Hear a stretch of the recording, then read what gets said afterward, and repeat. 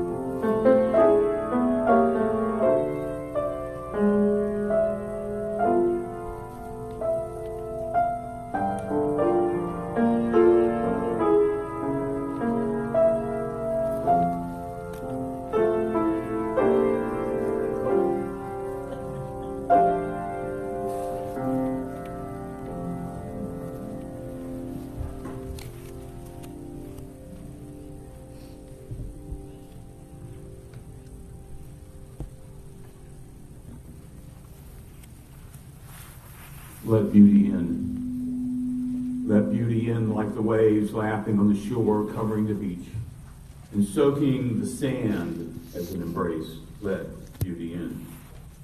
Let beauty in like the first sunshine after a cloudy day, filling hearts and homes with a radiance that brings delight. Let beauty in. Let beauty in like a wrapped gift from the Spirit of life herself that she offers to us. Behold what creation can do.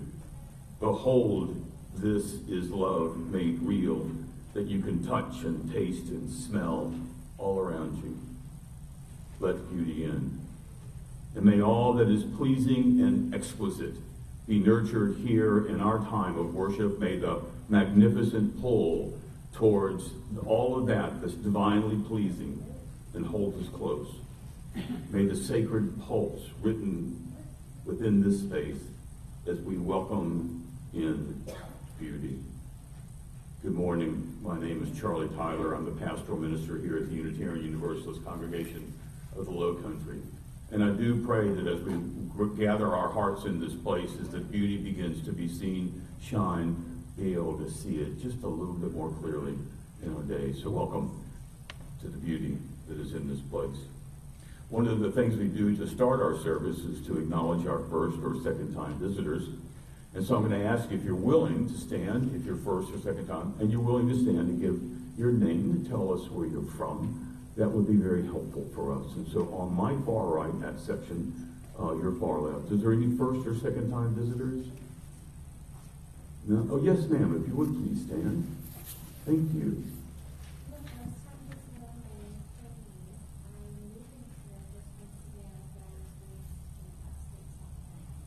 Welcome. Good to have you. And in the middle section, first or second time visitors, I do want to acknowledge in the middle section that Tish Hans is back with us.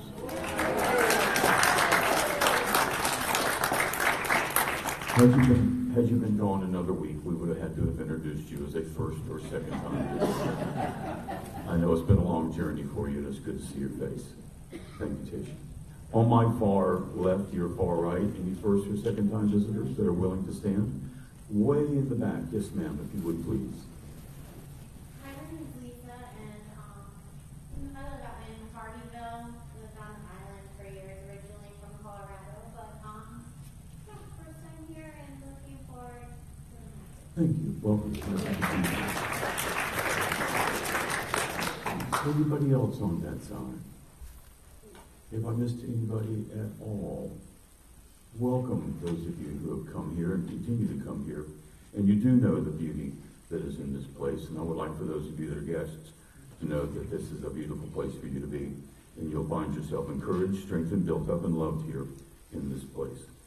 We have a number of announcements. I'm going to ask Ann Harrison if you would please come up, and then Clay.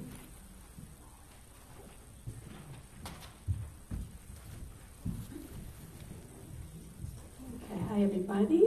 I have a couple of announcements to make. One is that the workshop on transitions is going to meet directly after the talk back today. So those who are participating will have time to get their lunches ready, and then we'll gather back in our group in the sanctuary. Also, next Sunday starts our Path to Belonging. It is the class, it is 3 consecutive classes that Reverend Charlie Tyler and I lead to help give people information about Unitarian Universalism and about this congregation specifically. So we start next Sunday, and I have emailed many people about this. If you could just get back to me and let me know that if you have any questions or if you're planning to attend, that would be great. A big thank you to Rosemary Staples for printing the flyers that you received at the door this morning regarding the upcoming Martin Luther King community events. Of most importance is the march, the Martin Luther King March. As we have done for decades, we will gather with hundreds of other people in front of the Hilton Head High School on Martin Luther King Day, which is not this Monday, but the following Monday, January 20th. We gather between 9:30 in the morning and 9:45, and we carry our UUCL banner. We begin walking at 10 o'clock. We walk united as Unitarian Universalists as a demonstration of the values that we share, one of which is justice, where we work to be a diverse, multicultural, beloved community where all feel welcome and can thrive. And then another, which is equity, where we declare that all people are inherently worthy, no matter what the color of their skin, and that every person has the right to flourish with dignity, love, and compassion. And we walk out to 278, and we walk down jump out the traffic light by Wendy's, and then we circle around and head back to the high school on Main Street. The walk takes less than an hour, and you'll be right back to the high school in time for a program that begins at 11 and a free lunch that is served at 12. One other event to note is the interfaith service, which is this Thursday evening, starts at 7 o'clock. This year it's going to be held at the First Presbyterian Church on Hilton Head, and it is a time to be with people from all faiths, not only to sing "We Shall Overcome," but to know that we are in this community together. So, hope to see lots of you there. Bring your families, bring your friends, and if you have any questions, just reach out to me, and I hope to see you there.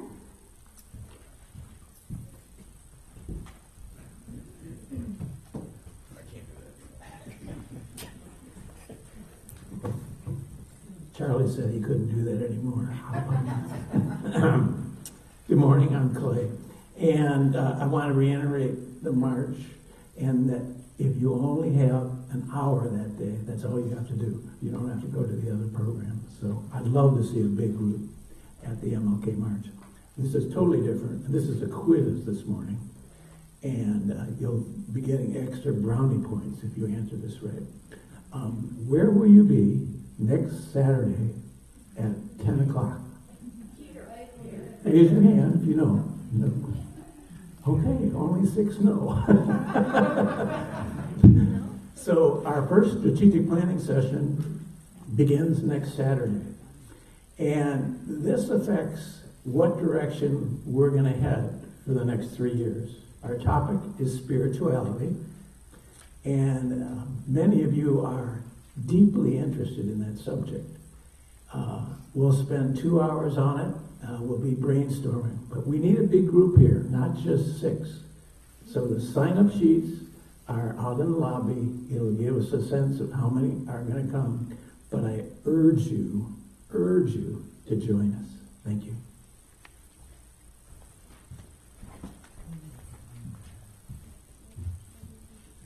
Thank you, Clay. Thank you, Ann. There's other announcements that are in your bulletin.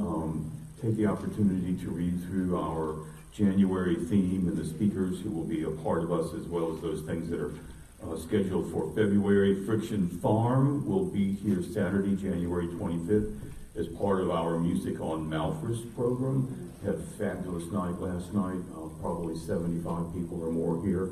It was a great time to be together with some great music. But please mark Saturday, January 25th.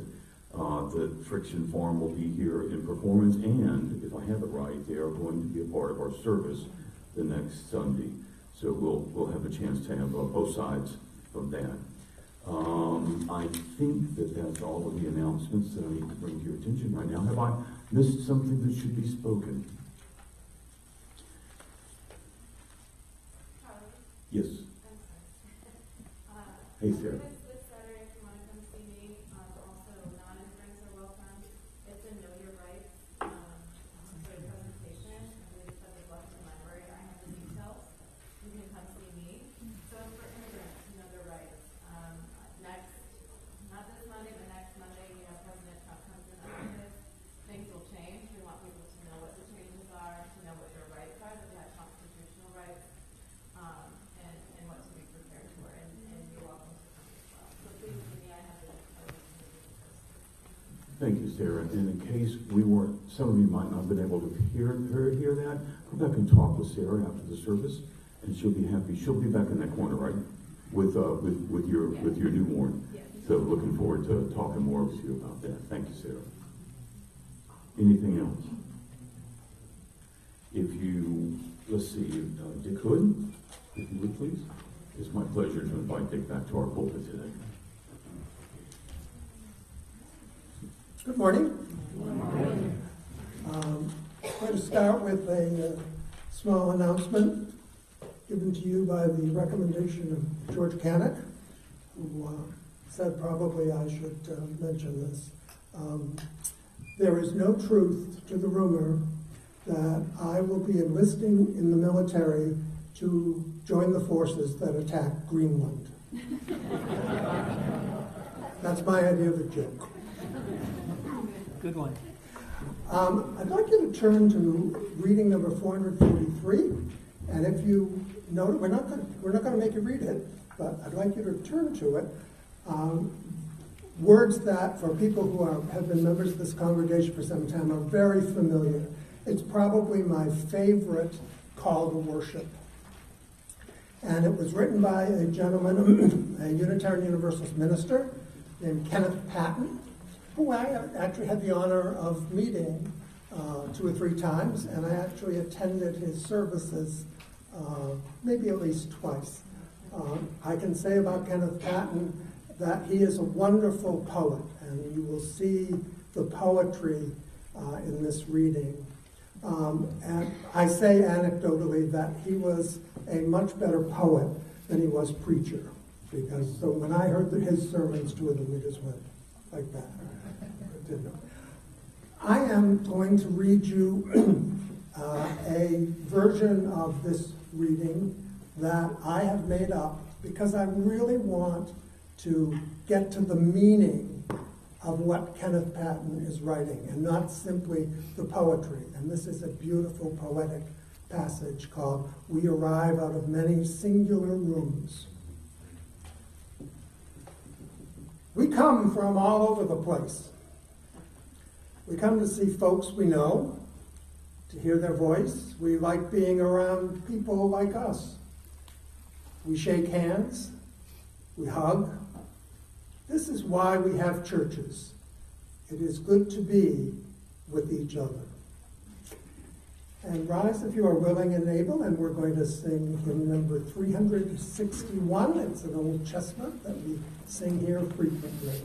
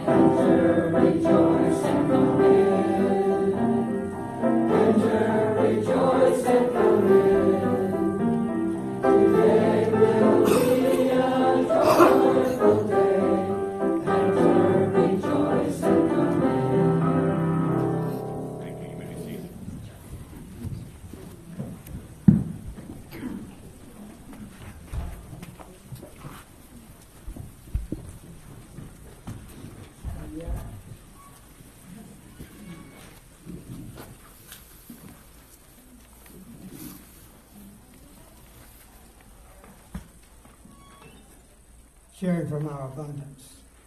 On behalf of the Sandalwood Food Pantry and Bluffton Self-Help, we thank you for your continued support in providing non-perishable food items.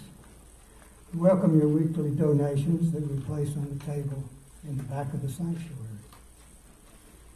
To support the work that we do within the walls of this community and beyond, we will now offer the baskets for your contributions. Those who are visitors with us today, please allow the basket to pass. Your presence is our gift.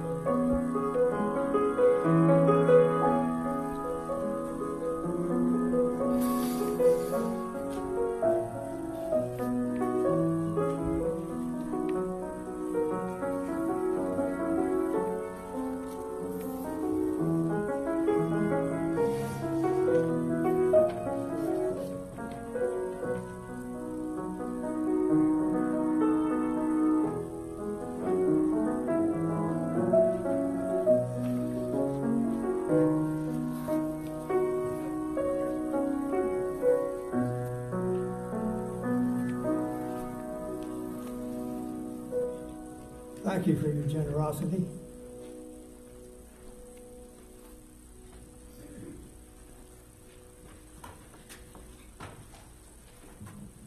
This is the time we share our joys and concerns. We share laughter and tears, and we draw strength from each other. And that's a fine thing. So if you wish to share, come down, take a stone from the basket, tell us who you are and what you want to share, and then put your stone in the cairn.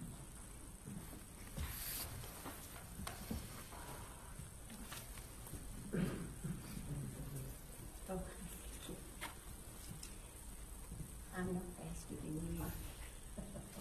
I'm wobbling around up here. I got a letter yesterday from Hank Haskell. How many people here remember Hank Haskell? There's a few of us still here. He was quite an addition to our congregation.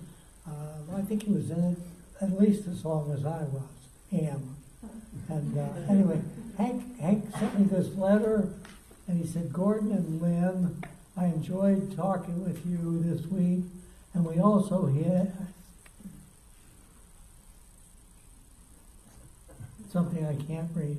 Anyway, I was so pleased to hear about UCL and our growth. And I know when I joined, we had 41 members. And I think we're now up to about 164, I think.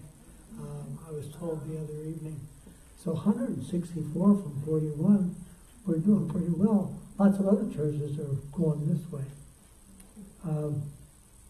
It's because we like each other, and we say hello to each other, and we talk to each other. It's really important. Hank was a big part of that.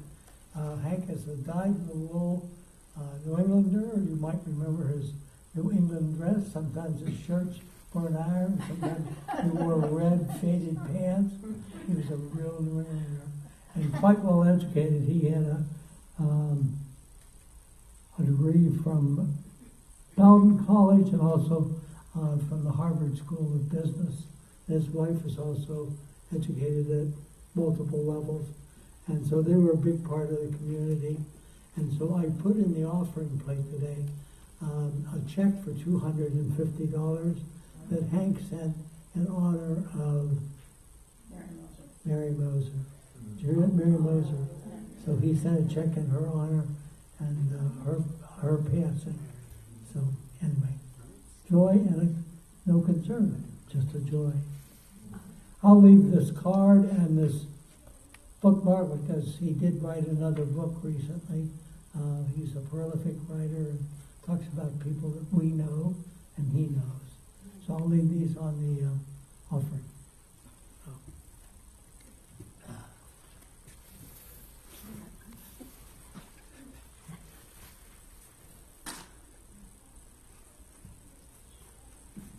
Hi. Hi. I'm Trish. Obviously, I have a joy. I'm here. I'm feeling way better. I can't tell you how overwhelmed I've been with the cards and letters and emails and texts and phone calls.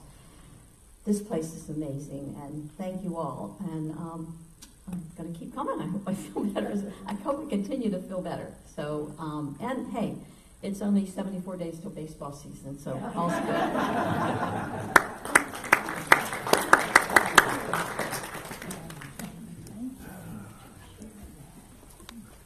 Hi, I'm Wes. If you'll recall, I was up here a couple of weeks ago, and I announced that I was going to have a knee replacement. It was scheduled for the 23rd of December. I was supposed to have surgery that day and be home the following day. Unfortunately, 3 days earlier, I developed a urinary tract infection. Now, there probably is not a woman in this place that hasn't had them. And they are nothing. I mean, I shouldn't say nothing, but they're not significant. When a man gets a UTI, it can be life-threatening. I got it 2 days before the surgery. The following day, actually later that day, after visiting the urgent care, I collapsed in the bathroom, and they had to call the ambulance to come get me. I spent a couple of days in the intensive care unit over at Coastal before they sent me home with a whole bunch of medication. My surgery obviously got canceled, and I'm re-looking at, we're going to do a little bit differently, but I'm still going to have it done probably this year. Anyway, for all the cards and letters and things that people have been sending me, you can stop now. I didn't have the knee replacement. Thank you.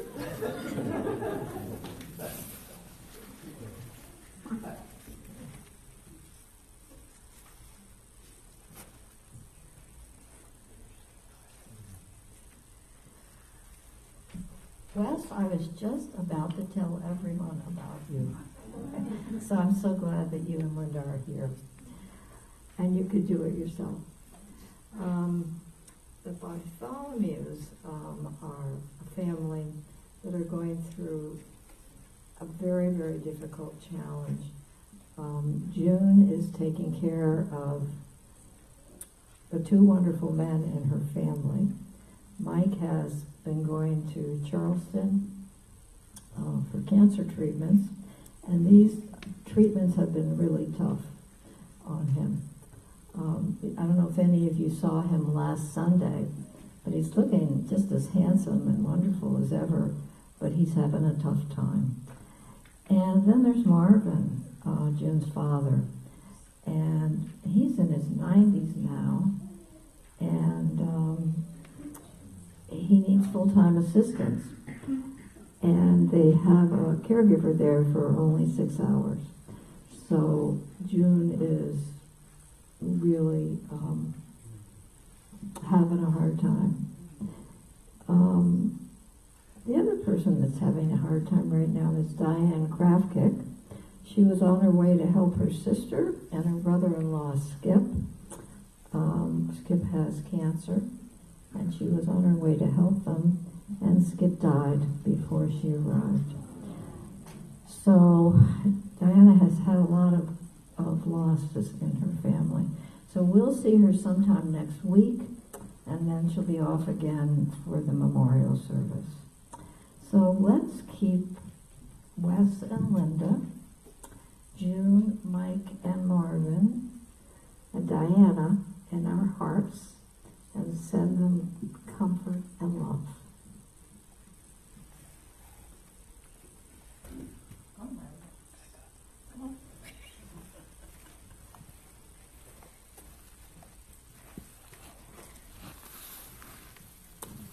Good morning. Good morning. I'm Clay again. This is an unadulterated joy. If you made it to Mom's last night, we had 80 folks, which is an all-time high. And I would say that maybe 25% were new folks. That program is very important, and it was wonderful. It was really fun. Clay, say a little more about it for our new member. Okay. Our visitors. I've been told to say a little more about it for our new members. Moms is Music on Malthus. We have it maybe every 3 weeks.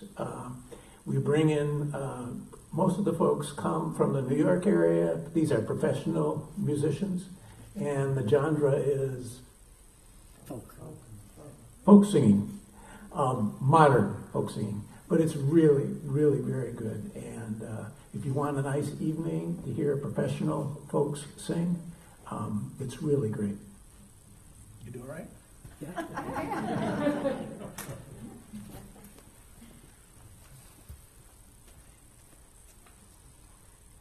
Good morning. Good morning. I'm Sarah. It's good to be back. We were gone because we were closing on a house. The whole house got sick with a stomach virus. My mother-in-law had appendicitis. She's doing better, and we're doing better. We moved into a house, and unpacking boxes, and the baby. So we're here, still recovering from making that big move. We might go in the back here. Sorry, she was making a lot of noise. Happy that we have a home. We're in the farm, so just about 2 miles down the road from where we were. And that's a joy. So good to see you all. I'm just going to take a handful. I have 2 joys. Last Sunday, Skip and I were invited to Amy Hadsel's Sunday school. And it was just delightful. Amy is wonderful. And we discovered that in this class, which is 4 to 8, they light a chalice like we do, and they talk about their feelings. And that was a whole lot like our joys and concerns. They talk about their feelings, and we talk about our joys and concerns, and they light a chalice. And that was the fun part. The other thing that was fun is movie night. That's a potluck dinner that's always good, and a hysterical group of people laughing. So there's that. Okay, I'm going to put 2 stones in the cairn for the joys and concerns that have gone unspoken, not unspeakable.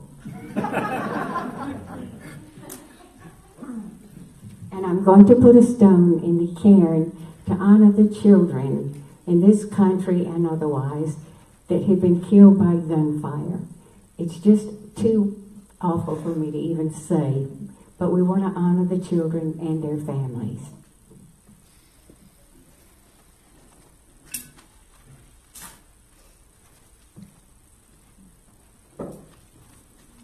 Now, you join me in reading affirmation 680 in the back of your hymnal. Don't worry about it, I'll just leave it.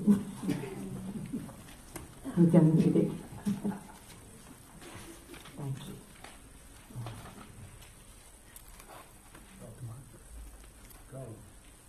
Okay. Because of those who came before, we are. In spite of their failings, we believe.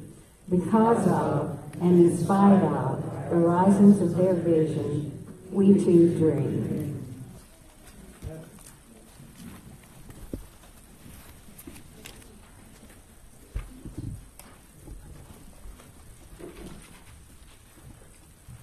I'm going to ask you to do me a small favor. If you are willing and able, would you please stand up? Just for a short time, I promise. We all need to stretch. Great. Thank you, Sharon. You're not sitting in the right place, by the way. I know. We went for a different view this morning. I see. You're on the left wing. If you are a guest or visitor, please sit down. Please sit down. Thank you. I appreciate your coming. If you have been a Unitarian Universalist since high school, please sit down. Now look around at the rest of you. All of you have something in common. And what it is that you have made a conscious choice to join the Unitarian Universalist movement and to join specifically, in most cases, this congregation. Now you can be seated. Since some of you didn't see, I would like the people who have been Unitarian Universalists since high school to stand once again, and we'll give them a little round of applause. All 2 of them, 3 of them. Good going, ladies. Good going. Microphone? Okay. The rest of you all share a common story. And the story is how you got here. And I want to reflect a little bit on church membership and why people come to us and why people come to churches in general. And I would invite you to come to Talk Back and share with us your story, what choices you made, and how you happened to get here. I would only say we would like the Reader's Digest condensed version. Fair enough? I want to talk this morning about something that's interested me, and that is why people join a Unitarian Universalist church, why people come to a Unitarian Universalist church. For those of you that don't know my background, I would never work full-time in the church. I was a pulpit supply / pastoral minister in one church for 35 years. And, after the 25th year, I kept asking myself, why the hell do they keep showing up? I've said everything I can possibly say. I've said it in every way I can possibly think of. There's nothing new under my sun. Why are they still coming? And that question has lingered with me for some time. There's never been a scientific study that I know of about why people join a Unitarian Universalist church. So I'm going to make some observations, but I do want to tell you that they are anecdotal in nature. They are just my observations from 50 plus years in the ministry and being in, over the course of my lifetime, 3 or 4 Unitarian Universalist churches. I think that there are certain characteristics of members. The first one, and the one that's most obvious, is people come here and join because they believe what we believe. We have our 7 principles, and we're proud of them. We put them in our church bulletin frequently, and you hear about them from the pulpit, and they're stated right out. And I'd like to think that most people come because not only are the 7 principles valid, but they're preached well from the pulpit.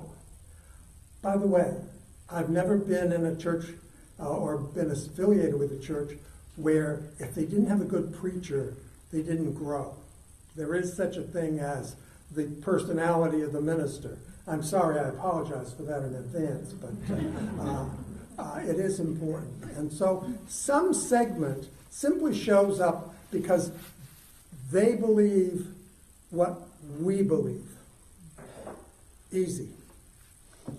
Another segment of our population, another reason people join us, it has to do with comfort of freedom. That people find in our environment a freedom to doubt, a freedom to ask questions that they've never found in another church setting. When you think about it, for those of you who have been previously churched someplace else, chances are nobody ever stood up and said, wow, it's okay to doubt. Don't you worry, doubt away. In this church, doubt is sacred. And for a portion of the population, I think that idea, the idea of freedom, really has more to do with why you're here than the 7 principles and belief. There's a third segment as well. And that is that there's a segment of people who come and join us because of our social action commitment, both the history of our social action commitment and what we do here and now. While we are certainly not perfect, while we certainly could do more, the idea of being a member of a group that believes in and practices social justice is a reason people join our congregations. Think that's covered it? Think again.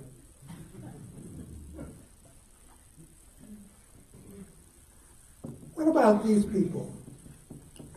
People that come and join us and say something like the following things. I feel at home here. I can testify when we come back from Maine every summer, so we're gone, as most of you know, we're gone for 4 or 5 months, and we come back.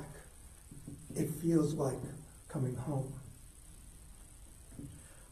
It's a friendly place. That's why I joined. It's a friendly place. Nice folk. Not much emphasis on belief or social action or even freedom, but it's a nice place. Nice people. My neighbor goes here. She offered a ride, so I thought I'd give it. Give it a try, see what happened.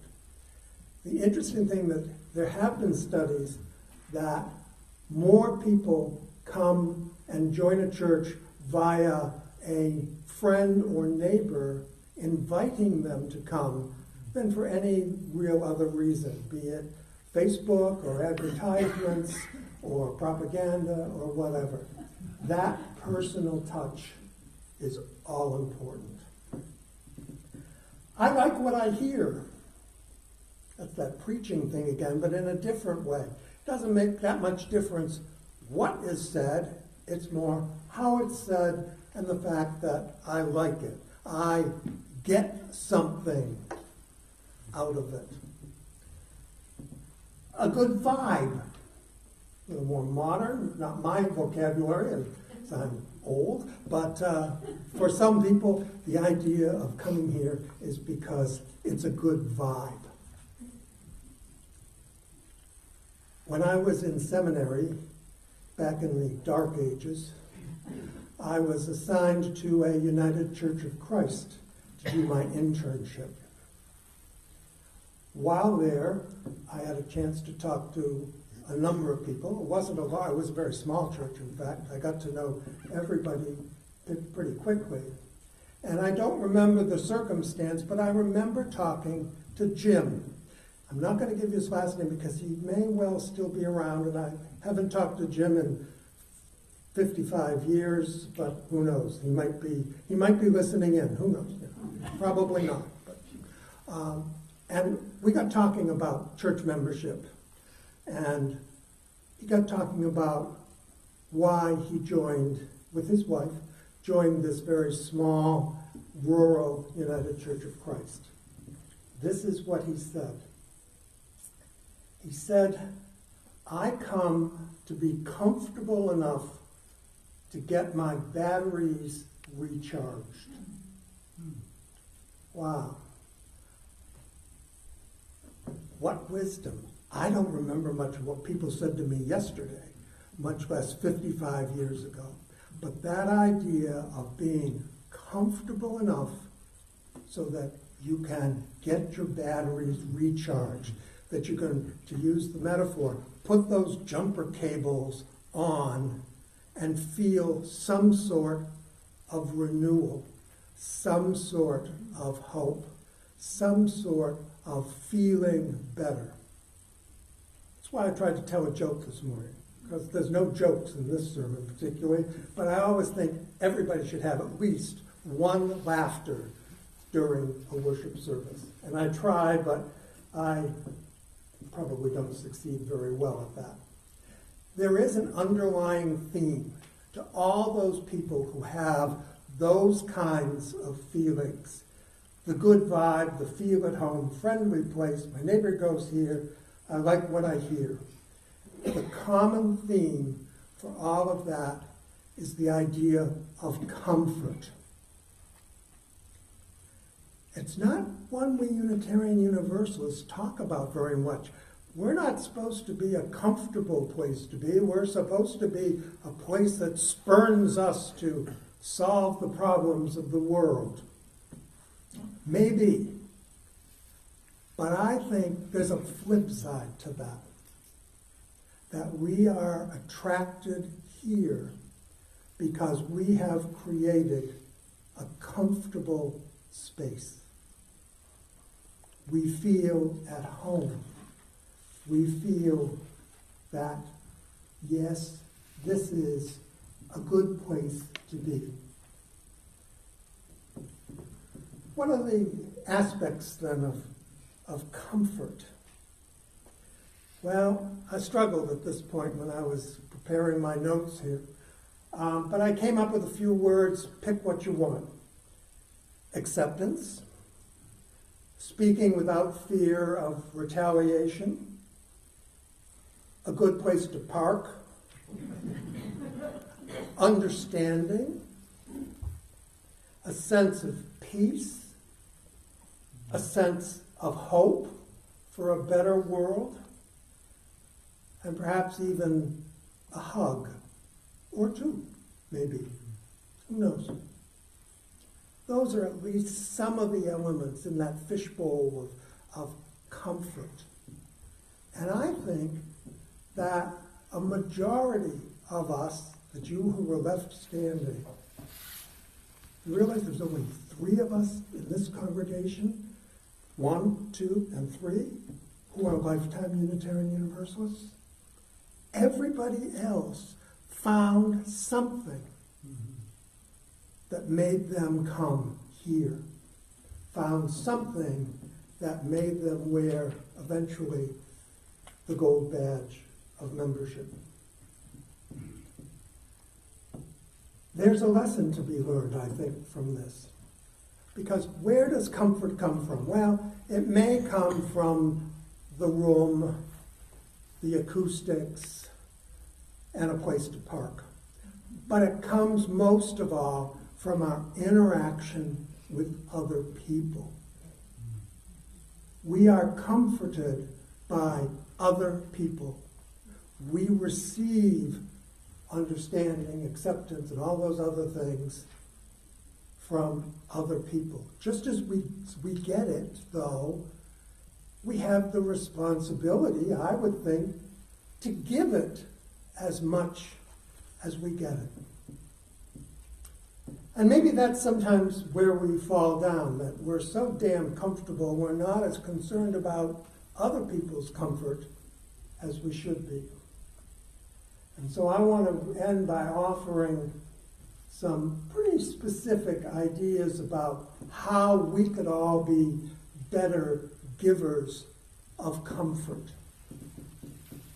We can start by listening to others attentively. And we've had sermons about just that whole idea of listening. Because it's so easy in a conversation for us to be thinking about the next thing we're going to say rather than listening and understanding what the person is saying to us. We can encourage others to talk about themselves, to share their insights, to discover their individual traits.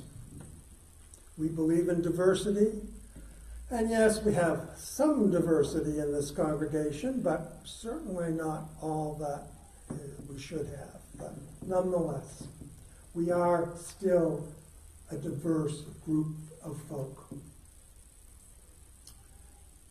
The day after the election, Charlie, in his wisdom, and he is a wise man, I'll drink to that,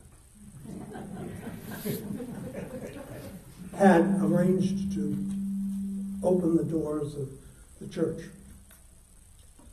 And he didn't know the results of the election, so he didn't exactly know what to expect until he got up in the morning and found out what happened.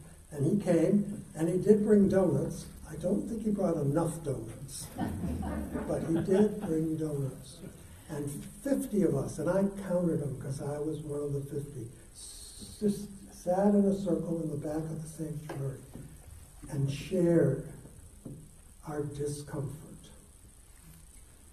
But at the same time, there were 50 of us, hopefully all of us, maybe not all, but a good portion, who found comfort in that session. And for those of you who were here, I think it's a time that you will remember.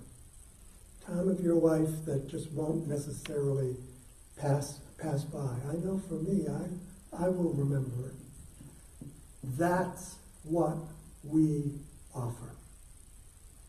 Beliefs, yes. Social action, yes. Freedom, yes.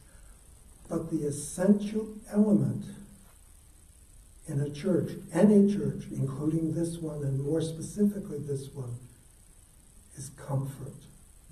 And it's up to us to be those who dispense that comfort.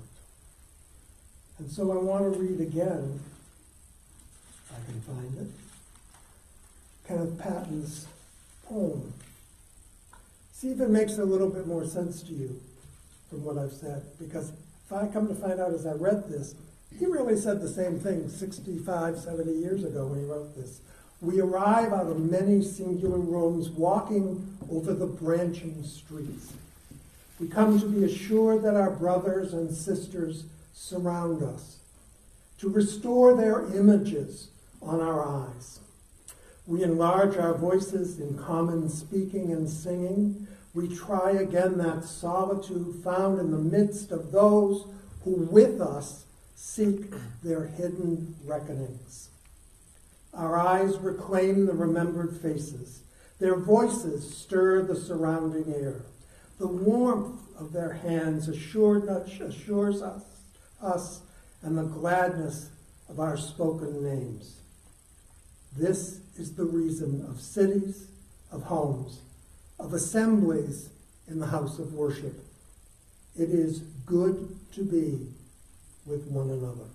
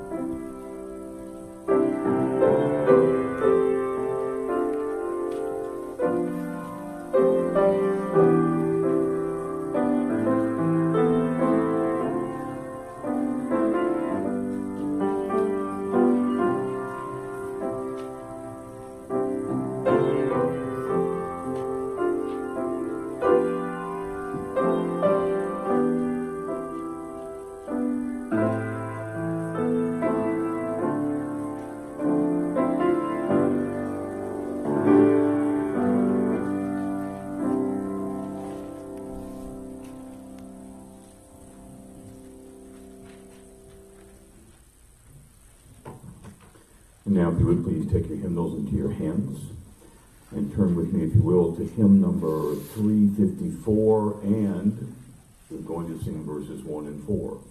What verses are we going to sing? 1 and 4. Thank you.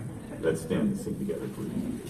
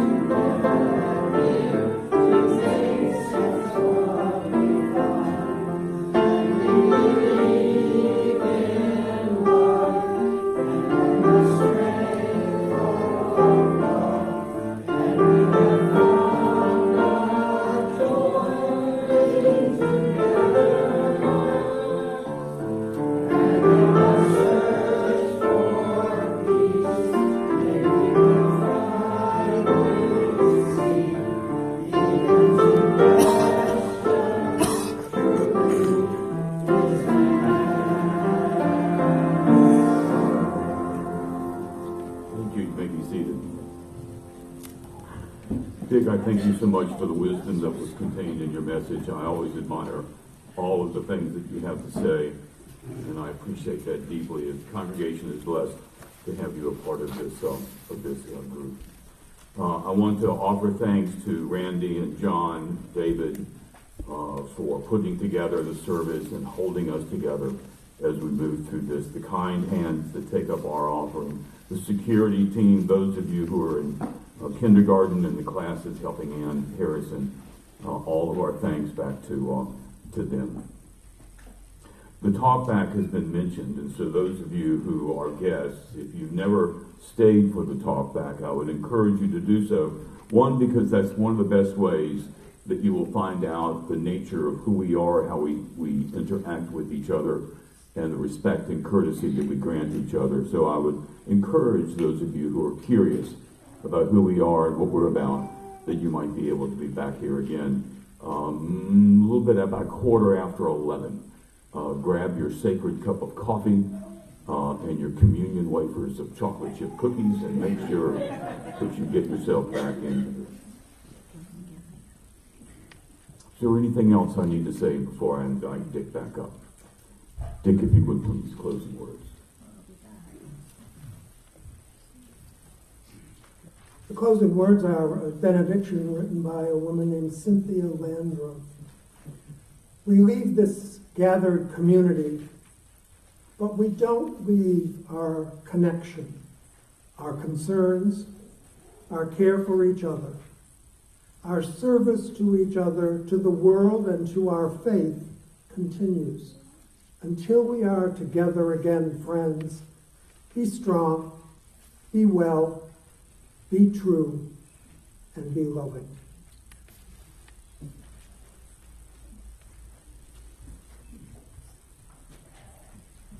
Shall we stand now to extinguish the chalice?